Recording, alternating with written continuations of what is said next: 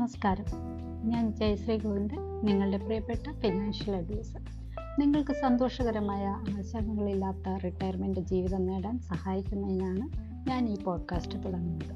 ഇന്നത്തെ എപ്പിസോഡിൽ നമുക്ക് ഒരു സുപ്രധാന വിഷയം പറയാം: ഏർലി റിട്ടയർമെൻറ്റ് പ്ലാനിംഗ്. നമ്മുടെ ജീവിതത്തിൽ പല പ്രധാന ഘട്ടങ്ങളുണ്ടാവാം. റിട്ടയർമെൻറ്റ് കാലഘട്ടം അതിൽ പ്രധാനപ്പെട്ട ഒന്നാണ്.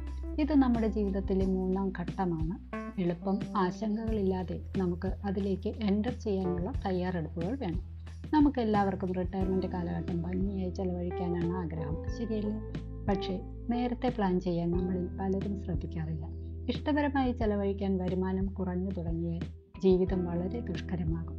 നമ്മുടെ റിട്ടയർമെൻറ്റ് കാലഘട്ടത്തിലെ സാമ്പത്തിക സുരക്ഷിതത്വം ഉറപ്പാക്കാൻ പ്രാരംഭം മുതൽ പ്ലാൻ ചെയ്യേണ്ടത് അനിവാര്യമാണ്.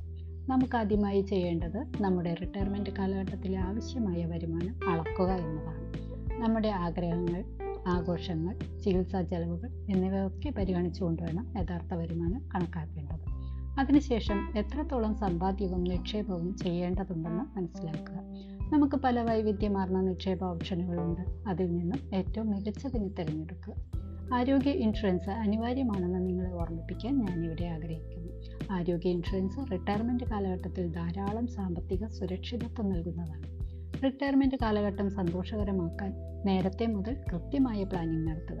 നിങ്ങളുടെ വരുമാനവും സാമ്പത്തിക ലക്ഷ്യങ്ങളും പരിഗണിച്ചുകൊണ്ട് നിക്ഷേപ മാർഗങ്ങൾ തിരഞ്ഞെടുക്കുക. ഇന്ന് നമുക്ക് ഏർലി റിട്ടയർമെൻറ്റ് പ്ലാനിംഗ് മനസ്സിലായിരിക്കുന്നു. ഈ പോഡ്കാസ്റ്റ് ഉപദേശങ്ങൾ നിങ്ങളുടെ റിട്ടയർമെൻറ്റ് കാലഘട്ടം ആശങ്കകളില്ലാതെ സന്തോഷകരമാക്കാൻ സഹായിക്കുമെന്ന് ഞാൻ വിശ്വസിക്കുന്നു. നിങ്ങളുടെ സംശയങ്ങൾക്കും അഭിപ്രായങ്ങൾക്കും താങ്കളുടെ പ്രിയപ്പെട്ട സാമ്പത്തിക ഉപദേഷ്ടാവായ ഞാനിവിടെയുണ്ട്. നമുക്ക് നമ്മുടെ അടുത്ത എപ്പിസോഡിൽ കാണും വരെ ബൈ ബൈ, ടേക്ക് കെയർ.